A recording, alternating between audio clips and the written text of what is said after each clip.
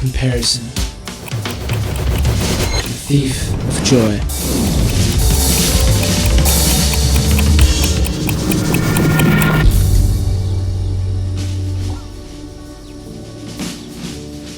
Is the grass really greener on the other side? Growing up as the youngest child in my family, I felt little. I always wanted to be older, but when I hit middle school, it didn't feel different. Now I wanted to be 16, I wanted to drive. Then I hit high school, got a car, graduated, but I still felt the same. Little. Then I moved out of my parents' house, legally an adult, but still feeling so much younger than everyone around me. I soon realized why. I was comparing myself to everyone. She's way more emotionally in tune than me. He's got way better style, and oh my gosh, his videos are so much better. It was pride creeping around my mind disguised as envy, the most corrosive form of comparison. Struggling to come to terms with who I actually am and what I actually want and where I actually want to be in life, externally seeming like I know what I'm doing, but deep down feeling so lost in this constant state of searching. Where you grow up dang near shapes your entire perspective and in turn, who you become. For me, I was surrounded by nature in the Pacific Northwest of Oregon.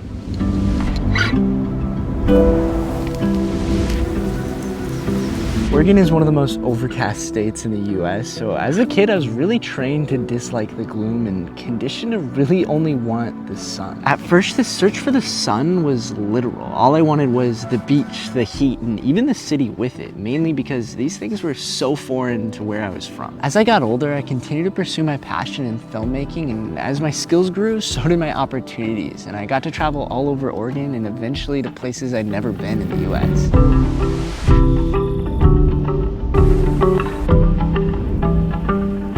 I quickly realized how vastly different and unique every single one of these places was, and my perspective began to expand. And with it, I brought home a newfound appreciation for not only my hometown, Oregon, and the people I grew up with, but also for who I was because of all of this. I came to the realization I'd been taking the place I grew up for granted. It became so clear I was romanticizing every other place in the US other than my home state, in the name of searching for the sun.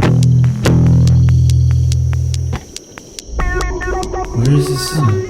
No, what is the sun? As people, we want whatever's better than what we have or whatever we perceive to be better than what we possess. That's why we tend to think the grass will always be greener on the other side. But what even is better? Can't things hypothetically always be better in a given moment? If we were to live every day longing for what's better, wouldn't we be constantly discontent and search for more? As I've seen more of the US this past year, I've slowly come to find out what this search for the sun was really all about.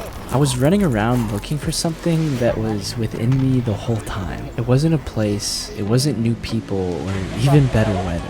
It was the ability to be content wherever I was. The ability to have gratitude for my life and current situation regardless of what it may be. That's the sun, the bright, beaming yellow ball of contentment.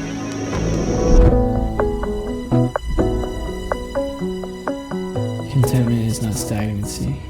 Okay, then what is contentment? Oscar Wilde once said, "To live is the rarest thing in the world. Most people exist. That is all." As an incredibly driven person, comfortability is something I always want to avoid, because as soon as you become comfortable, it becomes so easy to just exist and slowly propel yourself towards stagnancy. But contentment is so different. It's choosing to appreciate the small things and the big things and practicing gratitude in whatever part of your life you find yourself in. It's purely a way of being. Dale Carnegie once said, "It isn't what you have or who you are or where you are or what you're doing that makes you happy or unhappy. It's how you think about it." This active state of contentment has brought me so much peace, and the act of taking a second within every moment and choosing to appreciate it is such a game changer. I'm not gonna live here in my hometown forever. In fact, I'm actually moving to a different state in a little less than a month, but that's a story for another time. What I have in this moment is something special. Who I am right now is one of a kind, and I'll be a slightly different person tomorrow and an incredibly different person in 5 years. After all, I'm only 21, so why don't I appreciate who I am, where I am, and what I'm doing right now? Choose to be content today and always remember to keep growing.